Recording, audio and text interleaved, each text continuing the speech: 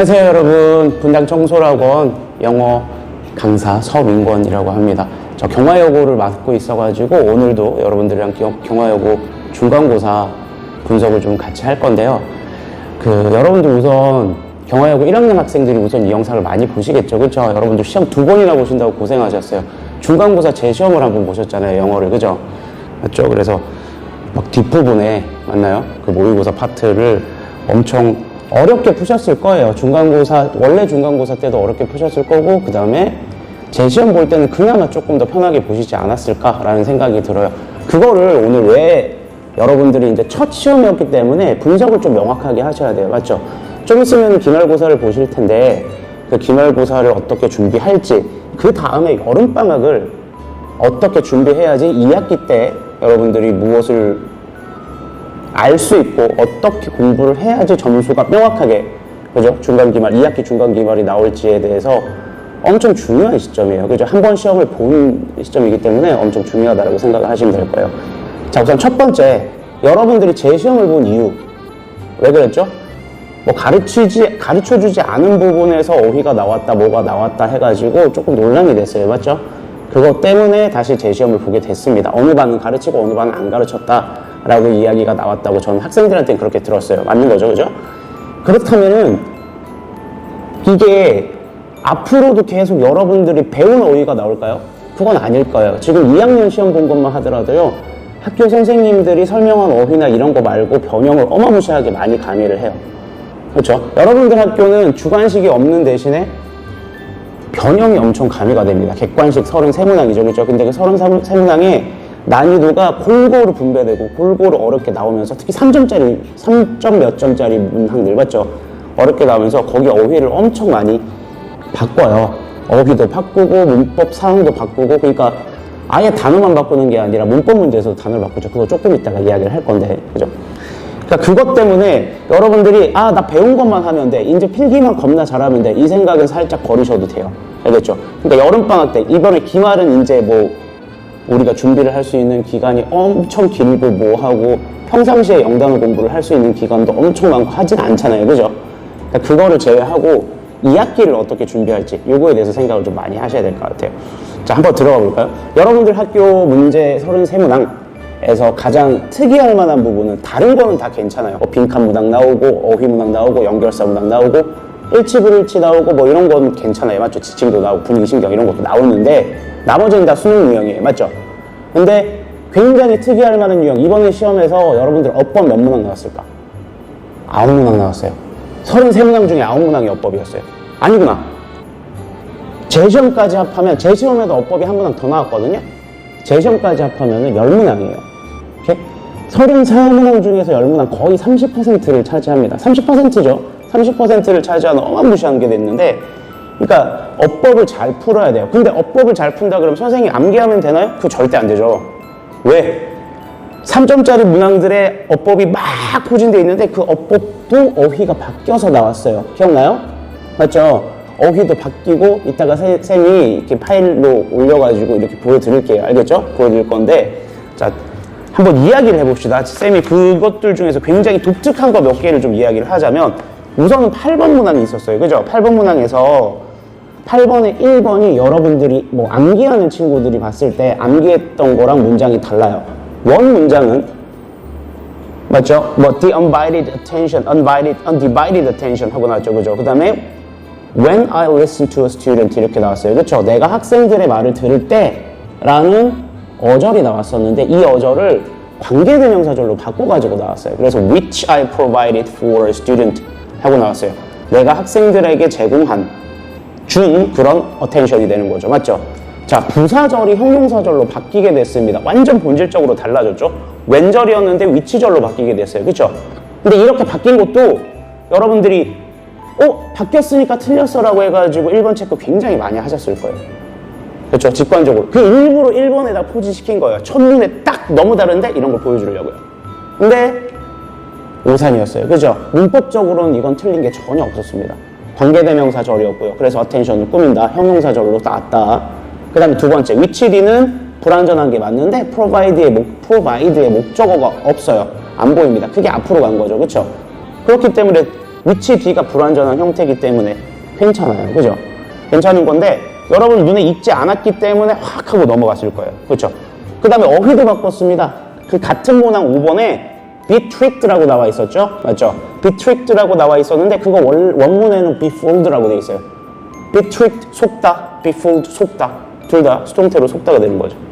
맞죠? 그러니까 애초에 나는 어법만 보겠어. 아니 암기만 하겠어. 이건 여러분들 학교에서는 절대 있어서는 안 될 일이에요. 기본기가 어마무시하게 중요합니다. 그러니까 중간고사, 기말고사를 대비한다 보다는 사실은 여름방학, 겨울방학 때 그러니까 여러분들이 내신 대비를 하는 시점보다 그 중간의 텀, 내가 소위 중학교 때는 좀 놀았던 시간들, 여러분들이 놀았던 시간에서 내가 뭘 해냈느냐, 내가 어떤 개념을 내 것으로 만들어냈느냐, 특히 어법 개념 중요하겠죠. 10문항 나왔으니까요, 중간고사 때, 그죠? 오케이? 그게 굉장히 중요할 것 같아요. 하나 더 이야기하자면 9번 문항에서도 이야기할 게 9번 문항의 3번 같은 경우는 원래는 이 3번이 있는 문장이 이거죠. 그렇죠? Just as likely is the idea that newborns come to connect gentle rocking with being fed 였어요. 원래 being fed.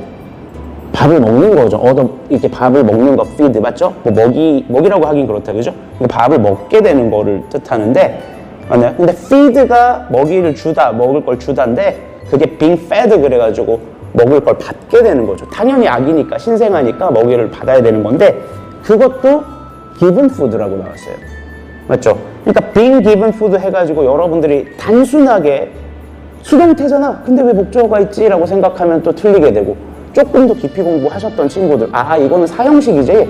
사형식이 수동태가 돼서 뒤에 목적어가 하나가 남을 수도 있지. 그래서 being given 다음에 food가 올 수 있겠구나라고 판단을 할 수 있어야 돼요. 맞죠?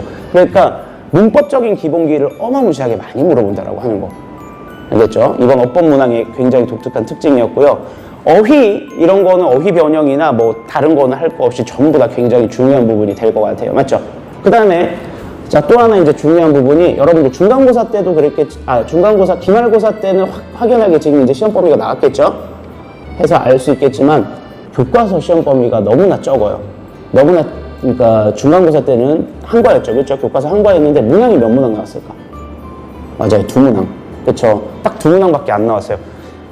그러면 선생님 교과서는 공부 별로 안 해도 되나요? 아니요. 교과서가 양이 적기 때문에 충분하게 여러분들이 머릿속에 담고 유사 어휘나 이런 것들까지 공부를 할 수 있는 게 소스가 될 겁니다. 근데 아마 이번 기말고사는 교과서 한 페이지로 알고 있어요. 교과서에 딱 그 시험 범위가 한 페이지로 알고 있어서 그 부교재죠. 부교재인 그 모의고사 모음집이 굉장히 더 중요해지게 될 것 같아요. 그렇죠? 그 다음에 어휘를 어떻게 암기해야 되고 그 암기한 어휘를 어떻게 묶어나가야 될까. 자, 그러면은 내가 이 어휘가 똑같다 똑같지 않다라는 거를 내가 이게 똑같은지 안 똑같은지 어떻게 알지라고 생각할 가능성이 있는데 사실 이렇게 문제를 내는 게 여러분들 너무 이상해 너무 치졸해라고 생각하시지 않으셔도 돼요. 굉장히 기본적인 틀과 탄탄한 기본기를 상당히 많이 물어보고 있어요. 어휘 같은 경우도요. 나 이 어휘가 뭐 예를 들어서 뭐 먹다가 있고 먹이를 받다가 있고 뭐 이렇게 두 가지가 있는데 이거 좀 뉘앙스가 살짝 다르지 않나라고 생각할 수도 있어요. 근데 그렇게 생각하지 맙시다. 알겠죠? 수능이라고 하는 큰 틀, 그 다음에 논리적인 사고라고 하는 큰 틀에서 보면 보통 시험 문제는요 양쪽으로 나눠서 생각을 하는 게 좀 가장 일반적이에요. 알겠죠? 먹어 아니면 못 먹어 아니면 먹어 아니면 먹이를 줘 남한테 이런 식으로 양쪽으로 양분해가지고 좀 생각을 할 필요가 있습니다. 아시겠죠? 그러니까 결국 given food랑 fed랑은 같은 메시지가 돼야 되는구나 라고 생각을 해야 되는 거죠. 그렇죠? 디테일하게 따지면 너무 다르지 않나? 그런 식으로 문제를 내진 않아요. 그러니까 기본적인 큰 틀, 그러니까 어휘를 하나의 범주를 잡아내고 그 범주 안에 같은 범주 안에 들어간다, 들어가지 않는다, 대립된다 이런 것들에 대해서 좀 문제를 내는 편이라 여러분들 학교 문제가 뭐 엄청 어느 곳은 진짜 치졸하게도 내거든요. 이렇게까지도 내야 되나 싶을 정도로 내는데 여러분들 학교 문제는 그렇지 않아요. 오히려 훨씬 기본적인 것, 그 다음에 어휘적으로 동일한 것 이런 것들을 많이 물어볼 겁니다. 맞죠? 그러면 자, 방학 때 어떻게 공부해야 될까? 열심히 해야지. 그치? 열심히 해야지. 단순히 혼자서 열심히 한다고 될까요? 아니요. 이런 건 도움이 필요할 겁니다. 여러분들이 특히나 아, 이게 같은지 아닌지 모르겠어, 어떻게 해야 될지 모르겠어 라는 생각이 드시면요, 이거를 하나의 범주로 어떻게 묶어내고 그 개념을 어떻게 엮어내고 어떻게 대립구도를 만들고 하는 거 연습이 굉장히 많이 필요할 거예요. 그렇죠? 그러면서 이제 어휘가 아, 이렇게 생각할 수 있겠구나라는 거를 좀 판단하는 능력을 기를 필요가 있습니다. 중학교 때랑 너무 다르죠. 그렇죠? 어쩔 수 없어요. 이게 고등 공부니까요. 그렇죠? 그러니까 그런 거 공부를 좀 많이 해주시길 바랍니다. 알겠죠? 그 다음에 우리 분당 청소학원 썸머, 맞죠? 여러분들 아주 알찬 프로그램들이 준비가 돼 있으니까 그것도 한번 들어봐 주시고요. 아시겠죠? 문의도 해주시고 학원에 전화도 해주시고, 오케이? 그렇게 해줬으면 좋겠어요. 사실 오늘 좀 길게 준비를 하려다가 너무 지금 타이밍상 길지 않고 좀 간단하게 간략하게 해가지고 여러분들이 기말고사 대비라기보다는 앞으로 2학기를 어떻게 대비하는지에 대해서 조금 경화여고 여러분들이 어떻게 공부를 해야 되는구나를 좀 판단할 수 있도록 했습니다. 알겠죠? 꾸준함만이 살 길이에요. 알겠죠? 원래 언어 공부는 꾸준하지 않으면 살아날 길이 없습니다. 그 꾸준함부터 열심히 기르고요. 여러분들 화이팅 합시다. 기말고사도 화이팅이고요. 2학기, 그 다음에 여러분들 고등학교 나머지 삶에서도 전부 다 화이팅해서 꼭 좋은 성적, 좋은 결과 이뤄내길 바랍니다. 아시겠죠? 화이팅입니다. 기말고사도 화이팅이에요.